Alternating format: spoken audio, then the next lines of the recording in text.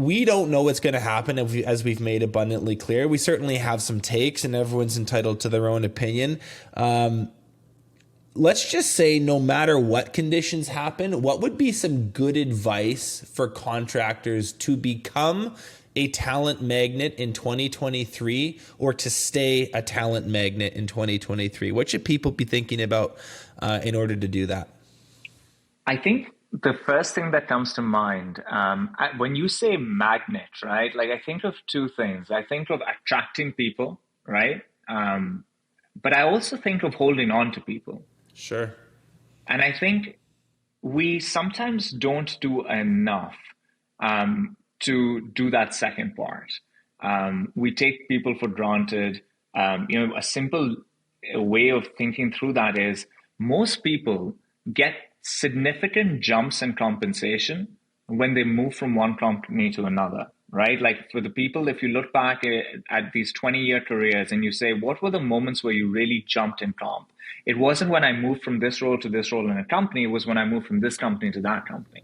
Yeah. Very few companies are actually realizing that when I lose this, when I don't give this person what this person deserves in the market, they will leave and get that somewhere else. But when I'm going to need to spend that much on the replacement anyway. Exactly. And I lost this person, and then a new person has to ramp up and all this other stuff. So I'm paying the same thing, but I'm taking on more risk, right? So like that kind of highlights the point. I think the first thing we have to do is really think about retention and keep in mind, like a few minutes ago, we were discussing about how the cost structure of these businesses has increased, right? And retention of employees usually came at a cost. It came at a cost associated with compensation, with perks, with benefits, with trips and rituals and all these things, right? Even things like counter offers, etc. They all cost something. And when you're trying to minimize costs, then how do you solve retention? You have to at least think about that, right? Like, what is our retention policy in 2023 is a question that if you haven't asked yourselves during planning, then you're not done with planning. Because the list of things you have to come up with are not the same things that you were doing before. They have to be different. Otherwise your business model is going to break, right? So you have to really give that some thought.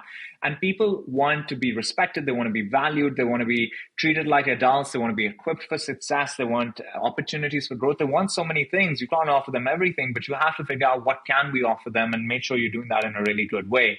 There's also a point to make over here that sometimes what people want and they need are two very different things. So an example is people want flexibility, but they actually do need some proximity to each other.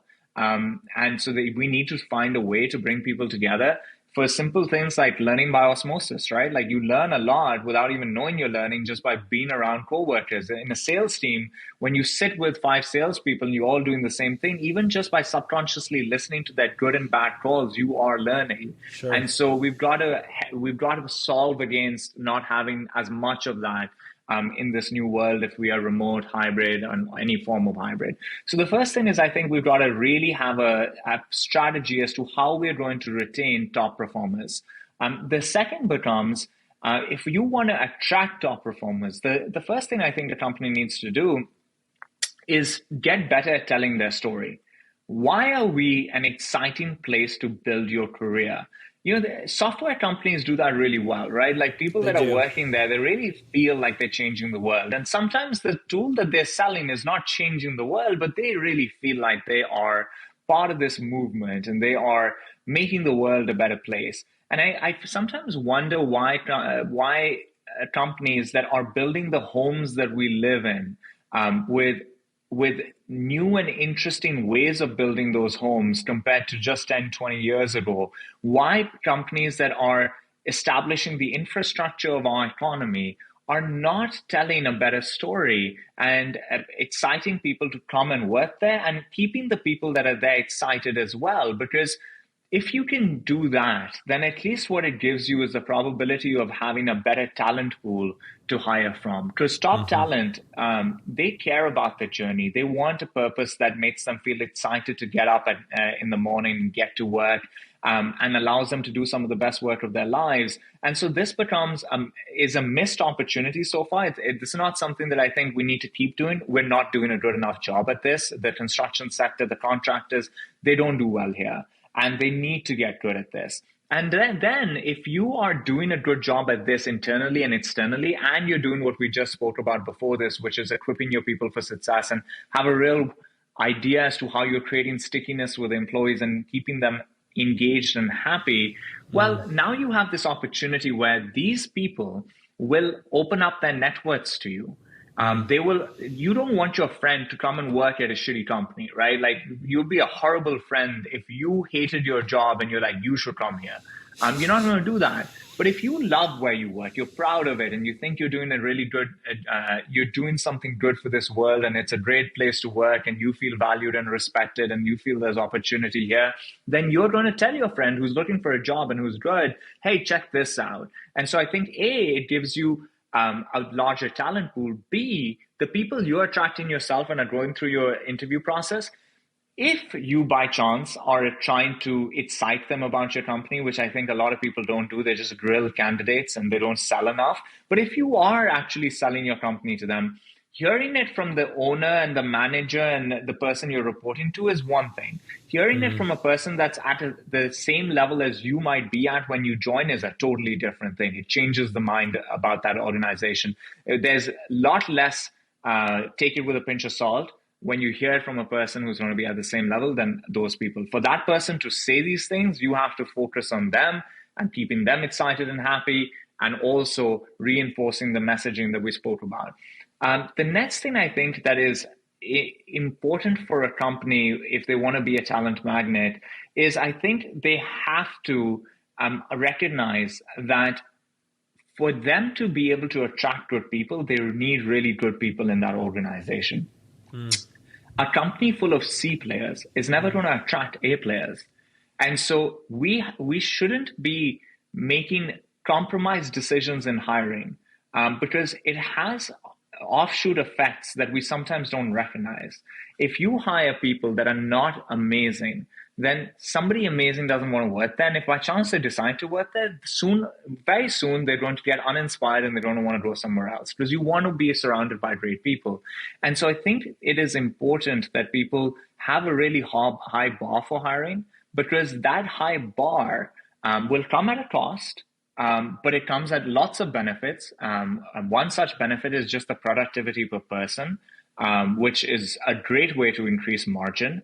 And the second thing is it'll attract other people to your organization that are of the caliber that you want to hire.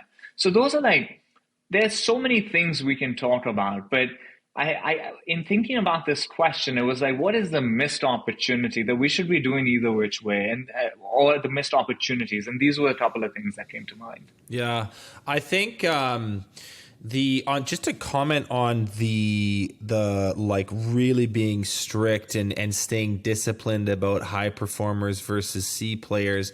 It's been my experience, and I'm curious if it's been yours too, that the real A player, when you get really talented, hardworking, excellent problem solvers, people that are resilient, to use the word that you used a minute ago, it's not as though they are marginally better than the C players. They're actually orders of magnitude. In my experience, you're dealing with multiples. They're not 30% better. It's 3x. No. And you're only paying them 50% more. So it's hard, and I get that it's hard to kind of quantify this stuff. Some of it's just kind of your intuitive sense of working with the person. But when you have someone that is just a stud, and you did the rigorous interviewing process, you turned down 6 other great candidates, and you really, really courted this one because you knew that they were going to be the best. What they bring to the table is not a little bit better. It is so many times better. It is so much. It's such a difference.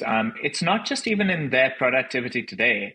It's what they can mean for your business in the future. So they don't come in and they don't do today's job better than a person who is less capable than them. That's the reality of the situation, right? An A player, we're saying, is essentially more capable for a particular position than a B player, and especially more than a C player. So you'll see a jump in productivity in that particular moment. But you'll also see that this person can mean more for your business in the future. They can grow faster than you ever thought anyone could grow. They can take on more responsibility. They're excited to do so. They bring an energy and an enthusiasm that is infectious. These are things that you want present in the organization. The challenge is that I think companies that don't hire at a very high velocity, which is a lot of companies and a lot of sectors, especially for a particular role, right? Like they might hire 50 people that year, but they're like a couple in every position, right? So you don't really develop sophistication around every role. And that lack of sophistication around hiring for each of those positions plays out in a particular way, which is you don't know what it costs you and what you have to do to attract that A player, right? A company that, and we spoke about this a little bit earlier, a company that's hiring at a very high velocity, they have to just be a lot more sophisticated around what is market rate for this type of a candidate. Whereas a company that's hired a salesperson once every 2 years, they'll be like, well, we were paying Bob this much and Jill is going to cost us 1.5 times that. How are we going to justify this? No, this don't work. Actually, Bob's underpaid, Jill's asking for the right amount, and by not bringing Jill in, you're going to lose Bob because somebody else is coming to Bob and offering them market. So you're going to lose Bob anyway, and now you lost Jill, and you hired, I don't know, Bill, who's just not that good. Right, and so now your company is a little bit screwed. So that's also something that I think companies have to really develop some sophistication around. Here's some rules of thumb, right, as well, that as we're talking through this come to mind. If you have been asked for every raise that you have given, there's a red flag here. You're doing something wrong. If you are talking to a candidate and you have done all of the interviewing, then you're talking to the wrong person. And if you are not talking to people, if you're hiring for a role after 3 years and the people you're talking to are costing you the exact same as somebody you hired 3 years ago, you're talking to the wrong person. Listen, if you like that clip, you can watch the full episode by clicking here. If you're not yet subscribed, you probably should be, and you can do that by clicking right here.